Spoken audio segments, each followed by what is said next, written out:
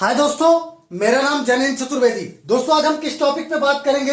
आज हम बात करेंगे 11 केवी लाइन का एक कंप्लीट डिस्क्रिप्शन। आखिर मतलब उसका तात्पर्य क्या है? अगर हमें 1 किलोमीटर की 11 केवी की लाइन बनानी है तो उसका हम कंप्लीट इरेक्शन वर्क देखेंगे। अभी तक इसके पहले जो हमने वीडियो देखे उसमें हमने क्या देखा? 11 केवी लाइन के सिंगल पोल का डिस्क्रिप्शन देख चुके हैं, 11 केवी डीपी का देख चुके हैं और पोल टू पोल डिस्टेंस के बारे में हम समझ चुके हैं। ठीक है, अब हम उसी को क्या पूरा समराइज करके एक फ्रेम में लाके क्या करते हैं, 11 केवी लाइन का कंप्लीट डिस्क्रिप्शन देख लेते हैं। तो देखिए उसके लिए आपको क्या क्या जरूरत पड़ेगी ये पता है ना। 11 केवी अगर लाइन को आपको कंप्लीट डिस्क्रिप्शन चाहिए या 11 केवी लाइन आपको बनानी है 1 किलोमीटर के लिए, तो मेनली आइटम क्या?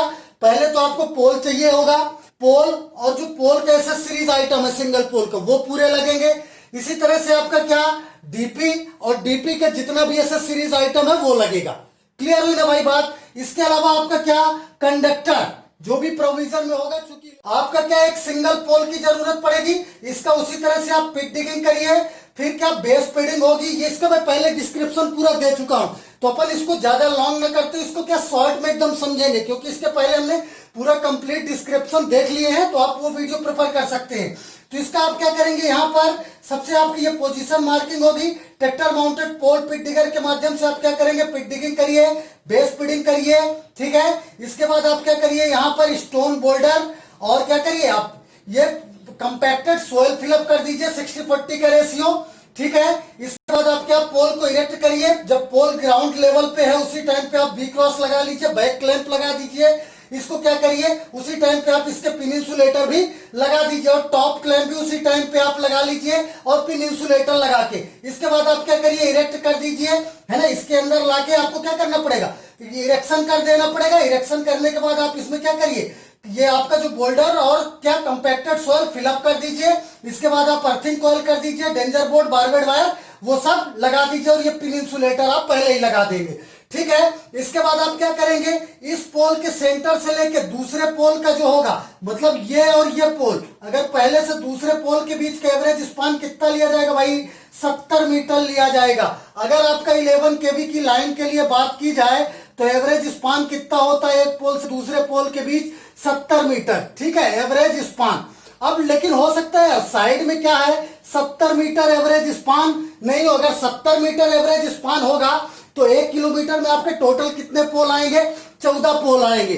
ठीक है, और अगर 55 के आसपास मान के चलिए, साइड कंडीशन के आधार पे क्या एवरेज स्पान वेरी कर रहा है, 55 के आसपास आ रहा है।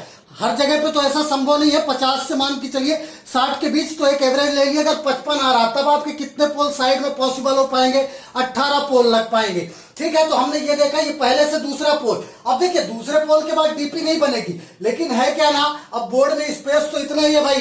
तो हमने क्या देखा, जब आपके 9 पोल हो जाएंगे तो 10वें पोल में आप क्या करिए, 10 में जहां पर 10वां पोल आएगा वहां पर आप चाहे तो 9 पोल के बाद आप क्या कर सकते हैं, एक डीपी बना सकते हैं। तो आप उसी तरह से मानिए ये यहाँ पर 1 2 3 4 इस तरह से पोल होंगे। इसके बाद 9वें के बाद 10वें में जाके ये आपकी क्या एक डीपी बन जाएगी।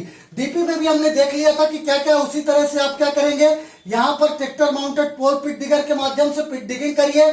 ठीक है, इसके बाद आप क्या करिए, इसको इरेक्ट कर दीजिए, बेस पिडिंग कर लीजिए।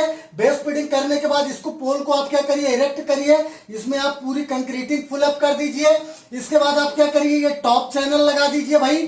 ठीक है, इसका सपोर्टिंग क्लैंप लगा दीजिए, हॉरिजॉन्टल और क्रॉस ब्रेसिंग लगा दीजिए, डिक्स इंसुलेटर लगा दीजिए 1 2 3 और 1 2 3। ठीक है ना, ये डिक्स इंसुलेटर लग जाएगा, स्ट्रेन हार्डवेयर लग जाएगा, पिन इंसुलेटर भी लगा दीजिए।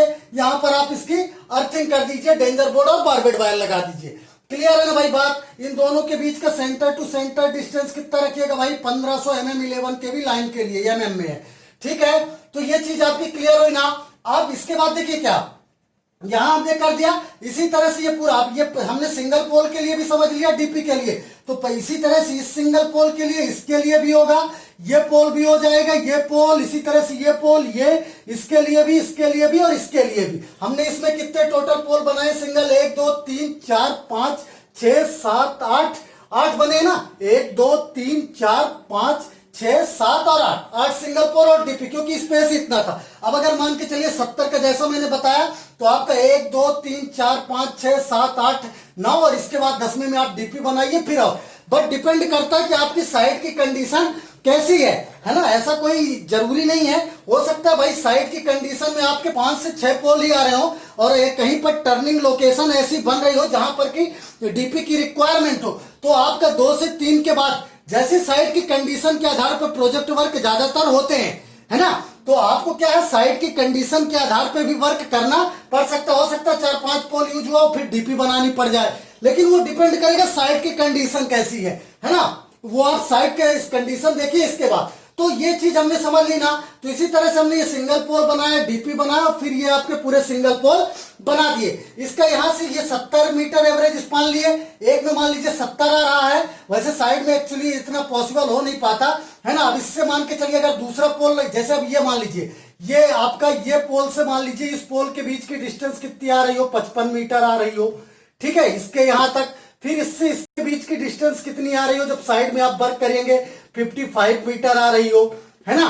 तो इसी तरह से आपका क्या है, फिर इससे इसके बीच की जो डिस्टेंस आ रही हो इस पोर्शन से मान लीजिए आपकी कितनी आ रही हो, 52 मीटर आ रही हो, ठीक। इसी तरह से आपका इसके लिए भी।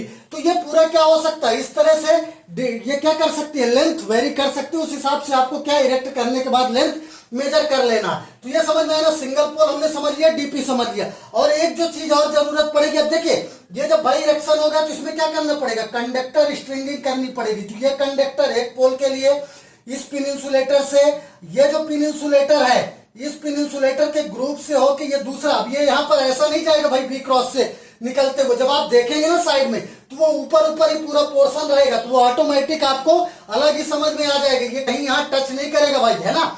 इसी तरह से आपका क्या होगा, ये पोर्शन से ये पोर्शन साइड में जब आप देखेंगे पूरा क्लियर हो जाएगा, है ना। इसी तरह से अब आपका क्या है, जब इसके लिए अब मान के चलिए ये डिस्क तो 3 के लिए यहाँ पर एक पोर्शन में एंड हो जाएगा। अब ये यहाँ से क्या हॉरिजॉन्टल और क्रॉस ब्रेसिंग से होके नहीं जाएगा, जब आप साइड में देखेंगे तो उसकी ऊंचाई रहेगी, है ना। तो ये सब चीजें नीचे रहेगी, वो ऊंचाई से आके इसमें क्या एक पोर्शन में ये जो आपका डिस्क इंसुलेटर यहाँ पर आके एंड हो जाएगा कंडक्टर ये, और फिर दूसरी तरफ जो डिस्क इंसुलेटर लगे होंगे उससे होके कंडक्टर ऐसा निकल जाएगा। तो ये इसके लिए, ये तीनों डिस्क के लिए इस तरह से ये, है ना, ये फिर यहां से आपका कंडक्टर इस वाले के लिए इस पे ये, ठीक, और ये टॉप का टॉप पे, और ये जो जहां से उधर उसी तरह से, इसी तरह से ये इसका इस पे, है ना। और ये जो आपका कंडक्टर है ये कंडक्टर इसके लिए, और ये जो कंडक्टर है ये इसके लिए। इसी तरह से ये एक पूरी कंप्लीट साइकिल हो जाएगी। क्लियर है ना भाई बात। अब देखिए चूंकि यहां पर कौन सा कंडक्टर यूज करेंगे, ये जो कंडक्टर यूज किए गए हैं 11 केवी लाइन के लिए मोस्टली कौन सा रेविट कंडक्टर प्रेफर किया जाता है, बट आप देख लीजिए कि आपके प्रोजेक्ट में क्या प्रोविजन है, and work done according to the provision, है ना। तो ये आपका rabbit conductor, now current carrying capacity of rabbit conductor 139 to कितना, ये आपका 139 से लेके 191 एम्पियर, इसकी क्या होगी करंट कैरिंग कैपेसिटी होगी, और ये जो कंडक्टर होगा 55 स्क्वायर mm का होगा। इस तरह से हम क्या कर सकते हैं, और ये जो आपके पोल यूज किए गए हैं ये 8 मीटर के क्या पीसीसी पोल है for 11 kV line as per approval.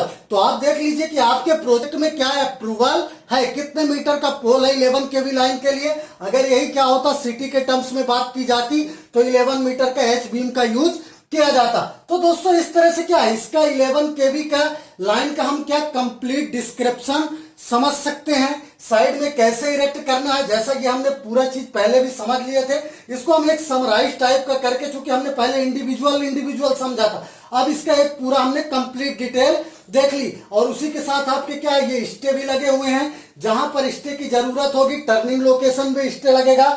Stay का पर्पस क्या होता है, relieve the excessive tension of conductor. तो आप क्या करेंगे, स्टे लगा देंगे, है ना। तो आप वो देख लीजिए साइट की कंडीशन के आधार पर, ठीक, जब स्टे लगेगा तो स्टे सेट, स्टे वायर, वो सब चीजें लगेंगी, हम पहले भी देख चुके हैं, है ना। तो इस तरह से क्या 11 केवी लाइन का एक कंप्लीट डिस्क्रिप्शन होगा, या 1 किलोमीटर 11 केवी लाइन का इरेक्शन कैसे करें, इस तरह से हम क्या कर सकते हैं। दोस्तों उम्मीद करता हूं ये वीडियो आपके लिए कारगर साबित होगा। दोस्तों अगर आपको ये मेरा वीडियो पसंद आया हो ना, आपसे एक निवेदन है, वीडियो को ज्यादा से ज्यादा शेयर कर दीजिएगा, और चैनल को मेरे सब्सक्राइब